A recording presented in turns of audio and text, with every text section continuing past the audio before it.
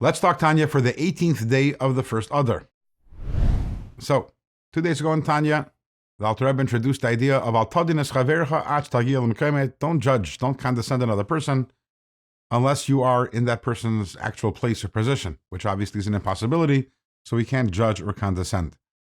But in yesterday's Tanya, the Alter Rebbe says, just because you're not in that person's place, and that person might have challenges and tests that you don't have, that's not a free pass. The person is not excused, because ultimately, everyone has to take responsibility for their actions.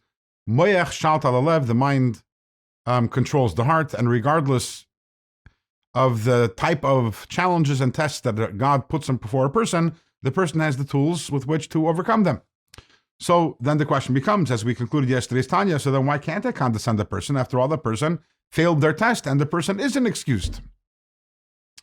So in today's Tanya, the Alter Rebbe is going to introduce a very big idea in life, and that is, we are put here in this world to struggle, and we have challenges, and to overcome our struggles. And here's an important point.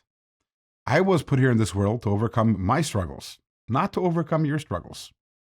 And the fact that I am successful in the areas in which you struggle doesn't make me a better person. It doesn't even make me a better person than you. If I'm going to compare myself to you, I can't say, well, you struggle in this area and you fail, and I actually succeed in this area. No, that's apples to oranges. What I have to say is, one second, you struggle in your areas and you fail. Now let me take a look in the areas of life in which I struggle, which may not be the same as the areas in which you struggle. How am I doing in those areas? And suddenly, that's not a very happy thought, maybe. Or to put it in different words, I can't take credit for the fact that I don't have your struggles. God is the one who gave me my struggles and gave you your struggles. And if I look at myself and I see that in the areas in which I struggle, even if they're not as terrible as the areas in which you struggle, but again, I can't take credit for that. That's God who hands out the struggles to different people. So if I look at myself and I say to man, and I say, you know, I don't do so well in my struggles, I fail sometimes in my struggles, then in what way am I better than you? How can I condescend anyone? How can I look at a person and say, oh, take a look at that person. They're not doing so great in their struggles. Hello, how about you? By the way, just an interesting point to add. The Rebbe says, we know that Hashem gives every single person struggles they can handle. So if Hashem gave that person those very difficult struggles, didn't give them to me, actually that means that that person has a lot of koiches, has a lot of powers, enough that Hashem thinks that that person can handle those very difficult struggles that person has. Okay, but that's as an aside. So in life, we walk around, and instead of looking internally and figuring out what are the areas in which I'm not doing so great, in which I have to improve, and in which I have to be better, well, there's a much easier way for me to feel good about myself and have a cheap thrill. And that is, instead of me working on myself, I'll just look down on someone else. I'll say, hey, look at that person. They're failing in that area. I don't fail in that area. I must be better than them. And Dr. Rebbe says, that's ridiculous. What makes you better than them? That you don't have that struggle, that makes you better? You could take credit for that?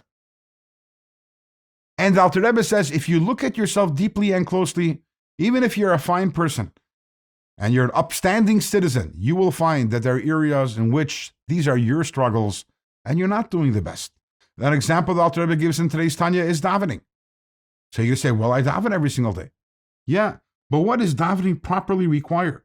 Davening properly, Alter Rebbe says, requires that every single day, before davening in the morning and before davening at night, is doing the tremendous work, beating down the animal soul, beating down the Yetzer Hara, focusing with all your energy on davening.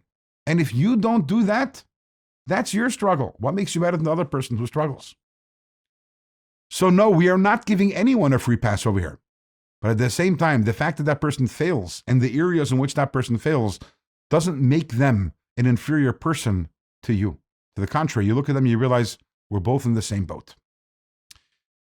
In today's Tanya, the Alter Rebbe gives davening as an example of a struggle, a very common struggle that we all have, which we can do better at.